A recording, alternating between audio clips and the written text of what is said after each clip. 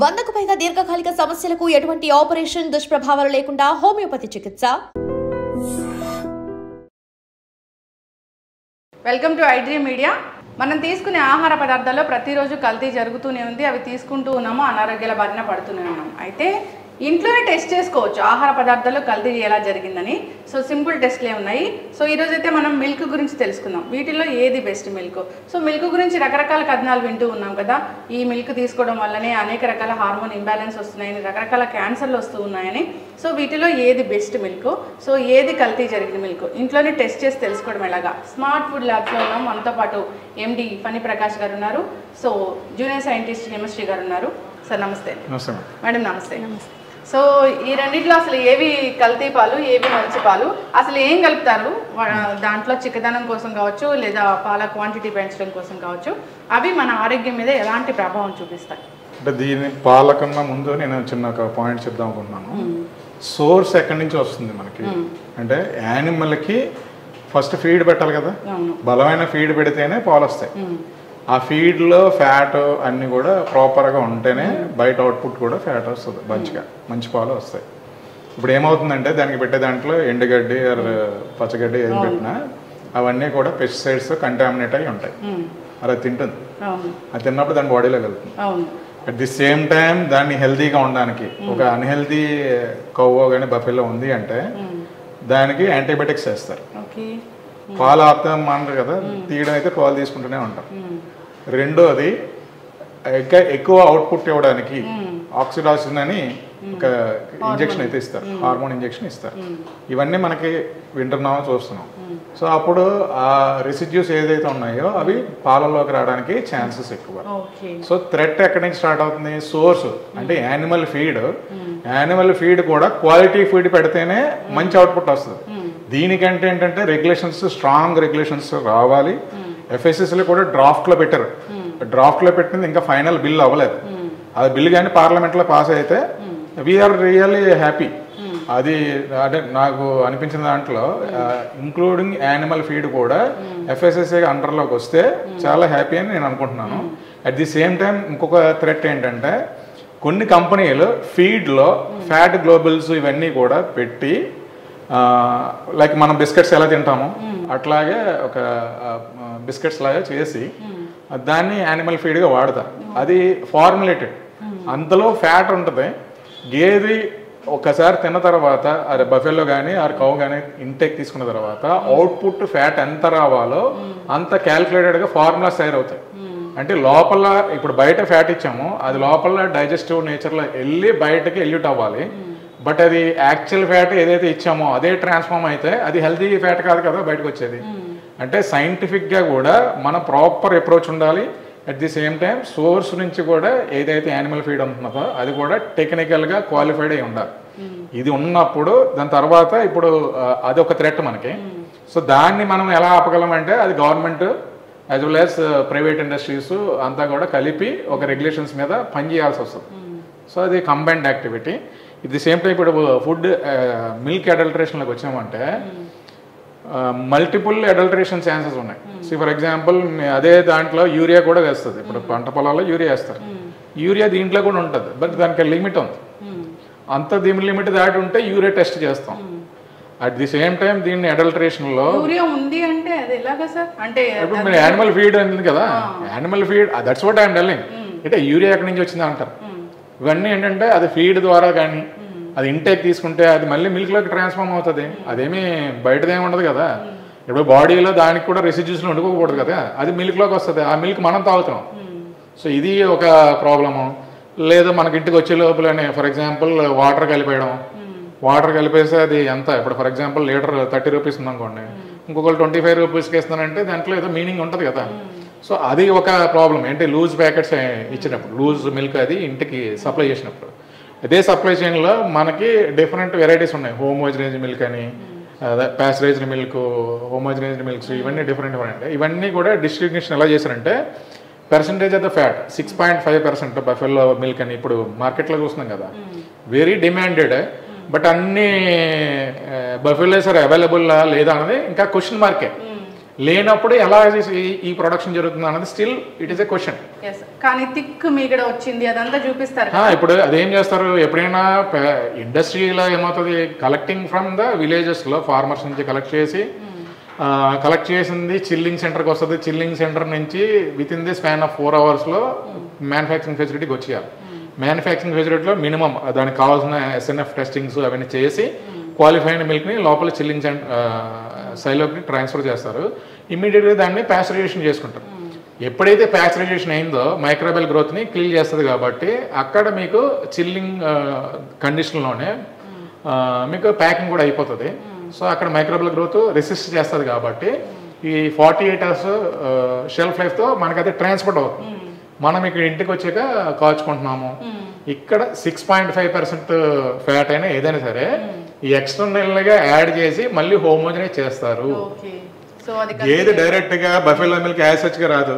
ఇప్పుడు అది collecting from the different buffaloes, లేదా కలెక్టింగ్ ఫ్రమ్ డిఫరెంట్ కౌస్, అది కూడా అవ్వచ్చు, లేకపోతే మిక్స్డ్ మిల్క్ అయి ఉండొచ్చు. వీ డోంట్ నో, అది డిపెండ్స్ అపాన్ ఆ కేటగిరీని బట్టి 6.5 or 5 ఇట్లా డిఫరెంట్ నేమ్స్ తో మెన్షన్ చేస్తారు. ఒకప్పుడు పాలు కల్తీ జరిగిందంటే ఓన్లీ వాటర్ కలిపే వాళ్ళు పలచగా ఉండేవి. సో ఇది పలచగా ఉంది, ఇది మంచి పాలు కావాలని అనుకునే వాళ్ళం. కానీ ఇప్పుడు పాలు తాగితే హార్మోన్ ఇంబ్యాలెన్స్ వస్తుంది. సో చిన్నపిల్లలే తక్కువ వయసులోనే ఆడపిల్లలు ప్యూబర్టీకి వెళ్తున్నారని తెలుస్తుంది. ఇవన్నీ రకరకాల క్యాన్సర్. ఎందుకంటే one thing is antibiotics is coming from the milk అన్నది మనకు ఒక క్లారిటీ ఉంది. సో రెండోది వచ్చేసరికి మీరు ఎప్పుడైనా పిల్లల్ని హాస్పిటల్కి తీసుకెళ్లారనుకోండి, ఫీవర్ వస్తే 1 weekలో తగ్గిపోద్దని డాక్టర్ చెప్తాడు. But you will not satisfy till he is not writing antibiotic. ఆయన మంచి డాక్టర్ కాదంటాం మనం.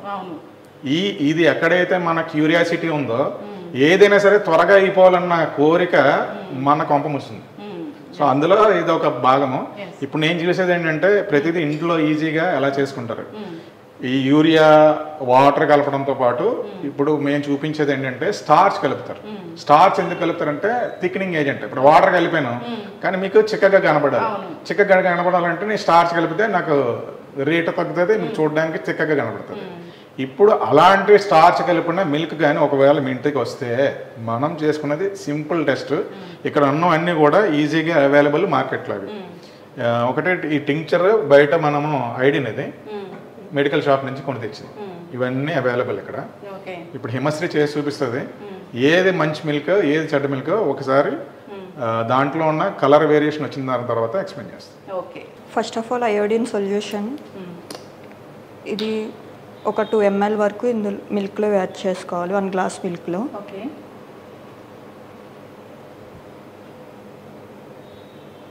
నెక్స్ట్ ఆల్సో ఇందులో కొంచెం యాడ్ చేసుకుంటాం.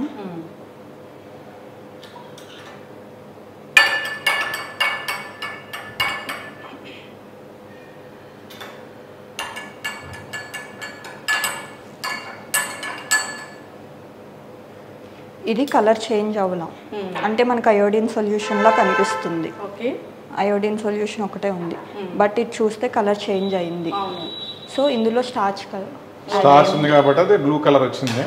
నార్మల్ మిల్క్ అయితే నార్మల్ మిల్క్ అందులో రాదు. అందులో స్టార్చ్ లేనట్టు ఇందులో స్టార్చ్ ఉన్నట్టు ఇది ఇండికేషన్. ఇలాంటి స్టార్చ్లు కలిపి అసలు ఎవరికి ఎలాంటి మెసేజ్ ఇద్దామని అర్థం కావట్లేదు సార్. నిజంగా థిక్ మిల్క్ కోసం ఇంత చేస్తున్నారు. ఎన్ని రకాల అనారోగ్య సమస్యలు వస్తూ ఉన్నాయో. సో ఈ కలర్ చూస్తే నిజంగా భయంకరంగా ఉంది. ఇంకా వైట్ వేరియేషన్ వచ్చేసింది కదా. ఎస్, ఇంట్లోనే సింపుల్ టెస్ట్ ద్వారా తెలుసుకోవచ్చు. సో బయట దొరికే లూజ్ దొరికే మిల్క్ కన్నా ఈ ప్యాకెట్ మిల్కే మంచివేమో అనిపిస్తుంది ఇప్పుడు ఇది చూస్తే. అంటే అక్కడ అట్లీస్ట్ ఒక సిస్టమ్ ఉంటుంది. సిస్టంలో ఏంటంటే ప్యాకేజ్డ్ ఫుడ్కి ఏమవుతుందంటే ఎక్కడ అడల్ట్రేషన్ ఛాన్సెస్ సప్లై చైన్ మేనేజ్మెంట్లో ఉండడానికి ఛాన్సెస్ ఉండదు. అట్లీస్ట్ మంచి కంపెనీస్లో ఏంటంటే ISO 22000 అంటే food safety manage system practices ఇవన్నీ కూడా బ్యాక్వర్డ్ ఇంటిగ్రేషన్తో సహా వాళ్ళు ఫాలో అవుతూ ఉంటారు. సో ఇది కంటిన్యూస్ అప్రోచ్. అంటే బ్రాండ్ వాల్యూ ఎవరు కూడా పోగొట్టుకోవారు. సో ఆ బ్రాండ్ వాల్యూ నిలబెట్టుకోవడానికి they wanted to give a quality product. Even though రూపాయి కావాలంటే పెంచుతారు తప్ప తగ్గించుకోరు. సో లాస్ అవుతున్నారు అనుకోండి. ఫర్ ఎగ్జాంపుల్ నిజంగానే వాళ్ళకి మీరు కంటిన్యూస్గా ఈ మధ్య చూస్తుంటే ప్రతి మిల్క్ 1 రూపీ చొప్పున పెరుగుతూనే వస్తున్నాయి. But public also not fighting with him, ఎందుకంటే అది ఆ బ్రాండ్ ఆ క్వాలిటీ ఇస్తుందని కాన్ఫిడెన్స్ ఉంది కాబట్టి you're paying for that. But ఎక్కడైతే మీకు లూజ్ ప్యాకెట్స్ కానీ ఈ థ్రెట్ ఎవరికి ఉంటుందంటే హోటల్స్కి వేసేటప్పుడు అక్కడ పాల ప్యాకెట్లు కొంటాడా లేదా ఎక్కడి నుంచి తెచ్చుకుంటారా అన్నది డౌట్. ఇప్పుడు టీ స్టాల్స్లో ఎలాంటివి వస్తుందో డౌట్. సో అక్కడ ఇచ్చే కేటగిరీ ఆఫ్ ద మ్యానుఫ్యాక్చరింగ్ యూనిట్స్లో కూడా అడల్టరేషన్ చేసే కంపెనీలు కొన్ని ఉంటాయి, కొన్ని ఉండవు. సో ఇక్కడ ప్యాకెట్లు అమ్ముతారు, దాని మీద పేరు ఊరు ఉండదు, మరి అవన్నీ కూడా థ్రెట్టే కదా. అంటే they don't want to tell about they name to the public. So ఇవన్నీ కూడా అందరూ చెడ్డవాళ్ళని మనము ఇందులో కొంతమంది చేయడం వల్ల ఆ సమూహంలో మనం కూడా ఒక భాగస్థలమే కాబట్టి డెఫినెట్గా పబ్లిక్ హెల్త్ మీద ఇంపాక్ట్ చూపించినప్పుడు మనం రియాక్ట్ అవ్వాల్సిందే. ఖచ్చితంగా సార్. సో ఇలాంటి స్టార్చ్ కలిపారు, ఈ పాలు మనం రోజు తీసుకుంటున్నాము, ఎలాంటి అనారోగ్య సమస్యలు వస్తాయి? స్టార్చ్ ఉందనుకోండి, ఫర్ ఎగ్జాంపుల్ స్టార్చ్ కలిపాడు, మోర్ స్టార్చ్ మనకేంటంటే డైజెస్టబుల్ కెపాసిటీ ఉంటుంది కాబట్టి డైజెస్ట్ అయిపోద్ది కాబట్టి మీకు ఇంపాక్ట్ తెలియదు. బట్ యూఆర్ పేయింగ్ మోర్ అంటే సబ్స్టాండర్డ్, అంటే క్వాలిటీ ఒక 3% ఫ్యాట్ ఏదో ఉండాలి మేడం. స్టార్చ్ కలిపి తిక్కగా వచ్చేసింది, బట్ అందులో ఉన్నది 1% ఫ్యాటే ఉంది. But you're losing your amount. నేను మిమ్మల్ని చీట్ చేస్తున్నాను ఇలా చేయడం వల్ల. సో స్టార్చ్ ఇంటేక్ తీసుకుంటారు, బట్ ఇట్స్ నాట్. అప్పుడు మీకు ఏమవుతుందంటే మామూలుగా ఏంటంటే ఆ మిల్క్ తాగితే మీకు ఆకలేస్తుంది త్వరగా, ఇది తాగితే ఇంక మీకు ఆకలి అవుతుంది. అదే డిఫరెన్షియేషన్. ఓకే, అంతే కదా సార్. ఆ స్టార్చ్ ఎక్కడి నుంచి వస్తుంది, ఎలాంటి కాంపౌండ్స్ అనేవి ఉంటాయి దాంట్లో అనేది కూడా మన హెల్త్ మీద. ఆ స్టార్చ్ మంచి క్వాలిటీ కాకపోతే బ్లోటింగ్ ఇష్యూస్ వస్తాయి. అవును. పాలు తాగేమో మనకి ఎందుకు ఆకలి వేయట్లేదు, పాలు తాగేమో మనకి బలం రావట్లేదు, ఇలాంటి వింటూ ఉంటే సో ఇలాంటి సబ్స్టాండర్డ్ చేసి అడల్టర్ చేసినప్పుడు ఇట్స్ ఎ బిగ్ క్రైమ్. ఖచ్చితంగా సార్. ఇలాంటివి జరగకుండా ఉండాలని కోరుకుందాం. సో నిజంగానే పాలు ఎక్కడి నుంచైనా తీసుకున్నప్పుడు ఒక 2-3 రోజులకు ఒకసారి ఇలాంటి టెస్ట్ ఇంట్లోనే చేసుకోవచ్చు కాబట్టి టెస్ట్ చేసి దాన్ని కంటిన్యూ చేయాలా లేదా అని ఆలోచించాలని కోరుకున్నాం. చాలా చక్కటి ఇన్ఫర్మేషన్ అండి, ధన్యవాదాలు. Thank you. And don't forget to subscribe to iDream. And for more videos, please subscribe to iDream. Please subscribe to iDream. Please subscribe iDream. And please subscribe to iDream. For more videos, subscribe to iDream. please like, share and subscribe to the channel. Congratulations, iDream. Subscribe to iDream. Subscribe to iDream. So subscribe to iDream Media. iDream ki iDream team andarki huge congratulations. Please subscribe iDream Media. Please subscribe to iDream. Subscribe iDream. Please subscribe to iDream. iDream అంటే నా కళల channel subscribe చేసుకున్న నోరు తిరుగుతలేదు, మీరైతే గంట గుర్తు కొట్టండి. For more such videos, please subscribe to iDream. Subscribe to iDream. Please subscribe to iDream. Please subscribe iDream Media. Please do subscribe to iDream. Please subscribe to iDream Media. For best entertainment and information, please subscribe iDream.